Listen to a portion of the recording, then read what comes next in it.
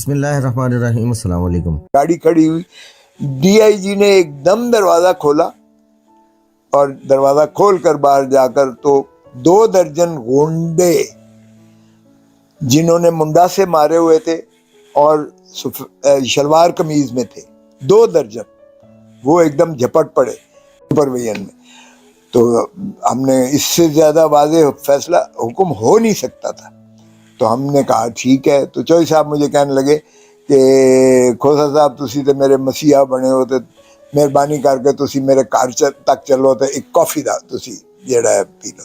تو چوئی صاحب ہمارے صرف یہ نہیں ہے کہ ان کے ساتھ ہمارا یہ رشتہ ہے وکیل ساحل کا، ہمارا ان کا بہت پرانا ادروائز بھی رشتہ ہے۔ وہ کئی دفعہ اس گھر میں بھی تشریف لائے ہیں، مختلف اوکیزنز میں، شادیوں میں، غمی میں وہ آتے ہیں، ہم بھی ان کے شادی غمے میں، جو ہمارا ایک دیہاتی تو کیا ایک سوشل اور سماجی ہمارا ایک تعلق داری ہوتی ہے، وہ ہمیشہ رہی ہے۔ بھلے ہم مختلف جماعتوں میں بھی ہوں، ہمارے ساتھ بھی رہے ہیں، اس میں کوئی شک نہیں ہے۔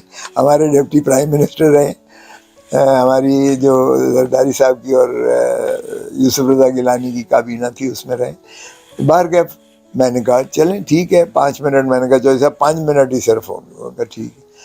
ہم بیٹھ گئے گاڑی میں، جب بیٹھا ہوں تو ڈی آئی جی میرے ساتھ بیٹھ گیا کھڑکی کے ساتھ، آگے ایس پی بیٹھ گیا ڈرائیور کے ساتھ، چوئی صاحب بیچ میں بیٹھے، اور ادھر ساتھ میرے جو ہے وہ لیفٹ ونڈو کے ساتھ جو ہے ہمارے طاہر نصر اللہ وڈائچ جو سابقہ صدر ہیں لاہور ہائی کورٹ کے، وہ چونکہ چوئی صاحب کے ساتھ ان کا تعلق سیاسی بھی ہے اور وکالت بھی، وکیل بھی ہے، تو وہ بھی بیٹھ گئے۔ اچھا، چوئی صاحب کے چونکہ بہت سارے چاہنے والے آئے ہوئے تھے اور وزاداری ان کی ماشاءاللہ مشہور ہی ہے سارا، وکلاء بھی بہت تعداد میں تھے، تو وہ نعرے مارتے ہوئے وہ چوئی صاحب کی گاڑی کے ساتھ ساتھ پائیدان پر چڑھ کے وہ ہو گئے، اور ایک قافلہ جو ہے رواں ہو گیا۔ مال روڈ لیتے ہوئے ہم نہر پر جب مڑتے ہیں، نہر پر تو وہ جو ایف سی روڈ آتی ہے اس کی طرف اگر لیفٹ پر جائیں تو چوئی صاحبان کے گھر ایف سی روڈ آ جاتی ہے، ایف سی کالج کے اپوزٹ چوئی صاحبان کے جو ہے گھر ہیں ان کے۔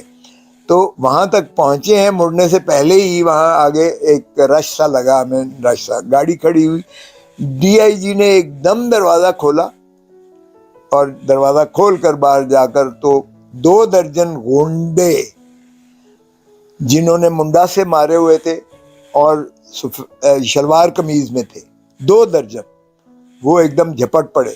مجھے تو انہوں نے کہا کھوسا صاحب آپ گاڑی سے پلیز نیچے اتر آئیے گا، مجھے تو ظاہر ہے کہ علیحدہ کر کے تو ایک دم جھپٹ پڑے چوئی صاحب پر۔ چوئی صاحب نے کہا کوئی وارنٹس تو دکھائیں، کس میں لائے؟ کوئی وارنٹس نہیں دکھائے۔ اٹھایا چوئی صاحب کو 2 نے ٹانگوں سے، اور 2 نے جو ہے ادھر سے پیچھے سر اور بازوؤں سے پکڑا، اور اس طرح سے وہ جس طرح کسی بوری کو اٹھا کے تو اس طرح جایا جاتا ہے، وہ اٹھا کے چوئی صاحب کچھ غشی میں بھی آ گئے، چونکہ ظاہر ہے کہ عمر کا تقاضا بھی ہے، صحت کا تقاضا بھی ہے، اور کمزور بھی ہوئے ہیں، اس میں کوئی شائبہ نہیں ہے۔ 4.5 مہینے سے وہ کسٹڈی میں ہیں، اور مختلف، ایک میں بیل ہوتی ہے، دوسرے میں، تیسرے میں بیل ہوتی ہے، پھر تیسرے میں بیل ہوتی ہے، چوتھے میں، جو آج کل ایک بدقسمتی سے چل رہا ہے۔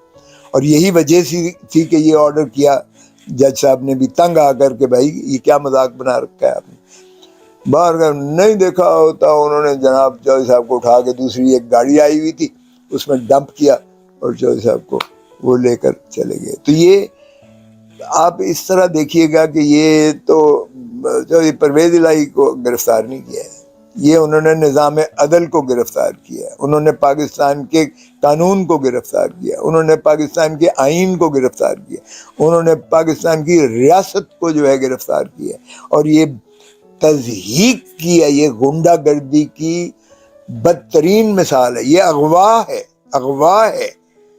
یہ اس طرح سے جب ہائی کورٹ نے بڑا واضح کہہ دیا کہ کسی بھی ایم پی او میں بھی گرفتار نہیں کرو گے، اور پھر بلا کے کہا، اور پھر ان دونوں ڈی آئی جیز کو اور ایس پی کو یہ کہا کہ آپ ان کو حفاظت سے گھر چھوڑ کر آئیں گے، یہ میرا حکم ہے۔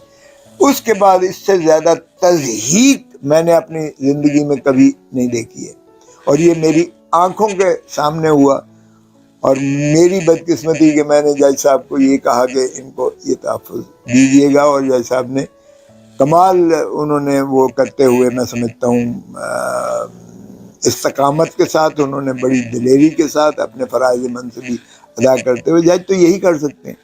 لیکن بدقسمتی ہے ہم سمجھتے تھے کیئر ٹیکر گورنمنٹ آئے گی تو یہ حرکتیں جو شریف برادران کی جو حکومت کے دورانیے میں تھے پی ڈی ایم کی جو کچھ ظلم اور جبر اور بربریت ہو رہی تھی ہمارا خیال تھا کہ یہ تھم جائے گا. لیکن یہ بالکل اس کا تسلسل ہے. جس طرح آپ کی مہنگائی اسی کا تسلسل ہے, آسمانوں پر بڑھتی چلی جا رہی ہے, اور جس طرح ڈالر کی پرواز بدستور اور بسلسلہ چلتی چلی جا رہی ہے, اور جس طرح آپ کا سٹاک ایکسچینج کریش کر کے جو ہے جا رہا ہے, اور جس طرح آپ کی جو ہے تاجر برادری جو ہے شٹر ڈاؤن ہڑتال کرنے پہ مجبور ہو گئی ہے اس مہنگائی کی. یہ بالکل تسلسل چلا آ رہا ہے. اور آج کا جو حرکت یہ چودھری پرویز الہی والی کی ہے, اس کی تاریخ میں کوئی مثال نہیں ملتی ہے. کم از کم میں ایک اتنی شرمندگی مجھے احساس ہو رہا ہے, مجھے احساس ندامت بھی ہے, غصہ بھی ہے, لیکن اس سے زیادہ بے بسی کا اظہار ہو رہا ہے. مجھے احساس ہو رہا ہے کہ کیا یہ ہے پاکستان جس کا تخیل ایک بیرسٹر علامہ اقبال نے کیا تھا؟ کیا یہ پاکستان ہے جس کا تکمیل جو ہے قائد اعظم محمد علی جناح نے کیا تھا؟ کیا یہ آئین پاکستان ہے جس کو بابا شہید ذوالفقار علی بھٹو نے دیا تھا؟ یا یہ وہی تسلسل ہے جس پر جو ہے ہینری کسنگر نے کہا تھا کہ بھٹو تم باز آ جاؤ ایٹم بام بنانا, ورنہ تمہیں ایک ایسا عبرت کا نشان بنائیں گے. عبرت کا نشان, غلام ہے نا ہم, عبرت کا نشان بنائیں گے. ہم نے ہینری کسنگر کا تو کچھ نہیں کیا, لیکن ہم نے بھٹو کو پھانسی لگا دیا. اور کس نے لگایا؟ گماشتے جو تھے امریکہ کے, ضیاء الحق, مولوی مشتاق. بدقسمتی سے عدلیہ بھی اس میں, جو آج تک سارے اس کو عدالتی قتل کہتے ہیں. اب ہم نے کیا کیا ہے, سائفر کا مقدمہ دیکھ لیں. ایک ڈونلڈ لو, وہ تو چلے وہ پھر بھی ہینری کسنگر انٹلیکچوئل بھی تھا اور وہ فرسٹ سیکرٹری بھی تھا, یعنی فارن منسٹر تھا.